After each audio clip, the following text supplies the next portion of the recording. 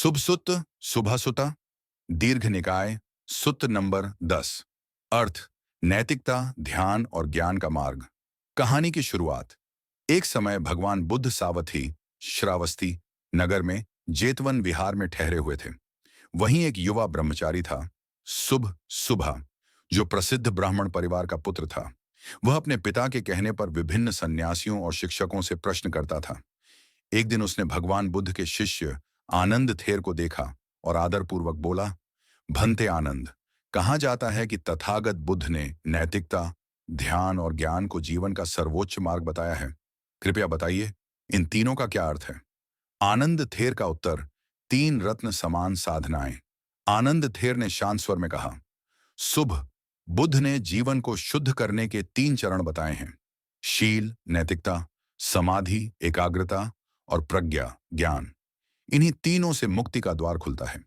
एक, शील, नैतिकता का आधार। पहले मनुष्य को अपने आचरण को शुद्ध करना चाहिए। हत्या, चोरी, असत्य, व्यभिचार और नशा, इनसे दूर रहना चाहिए।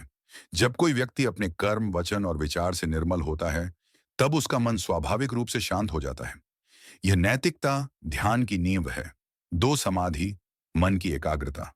जब व्यक्ति शील का पालन करता है, तब उसका मन चंचल नहीं रहता। वह ध्यान में बैठता है और सांस, भावना और विचार का अवलोकन करता है। धीरे धीरे मन एक बिंदु पर टिक जाता है। यही समाधि है। जिसके मन में समाधि है, वह संसार की लहरों में नहीं डगमगाता। तीन, प्रज्ञा, सत्य का प्रत्यक्ष ज्ञान। जब मन स्थिर हो जाता है, तब व्यक्ति सत्य को प्रत्यक्ष रूप से देख सकता है।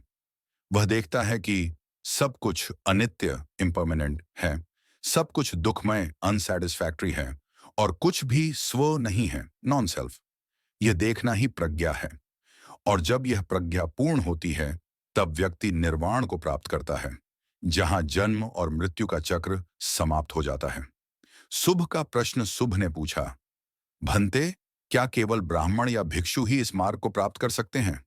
आनंद ने उत्तर दिया, नहीं शुभ, बुद्ध का धर्म सबके लिए है, चाहे वह गृहस्थ हो या सन्यासी। यदि वह शील, ध्यान और प्रज्ञा का अभ्यास करे, तो वह मुक्ति पा सकता है।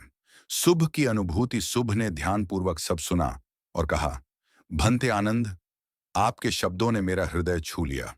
अब मैं समझ गया कि मुक्ति कोई चमत्कार नहीं, बल्कि अपने आचरण और विचार की निर्मलता है। उसने बुद्ध के पास जाकर प्रणाम किया और कहा, मैं बुद्ध, धम्म और संघ की शरण में आता हूँ। मुख्य उपदेश, टीचिंग्स ऑफ सुभा सुत्ता। क्रम उपदेश, एक मुक्ति का मार्ग तीन गुणों पर आधारित है। शील, समाधि और प्रज्ञा। दो, शील मन को स्थिर करता है, समाधि मन को शुद्ध करती है और प्रज्ञा सत्य दिखाती है। तीन, यह मार्ग सबके लिए खुला है, जाति, कुल या वर्ग से परे।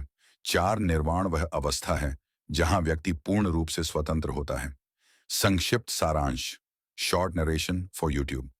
शुभ सुत्त हमें यह सिखाता है कि मुक्ति किसी बाहरी शक्ति से नहीं, बल्कि भीतर की शुद्धता से आती है। जब हम शील, समाधि और प्रज्ञा के मार्ग पर चलते हैं, तभी हम बुद्धत्व की ओर अग्रसर होते हैं।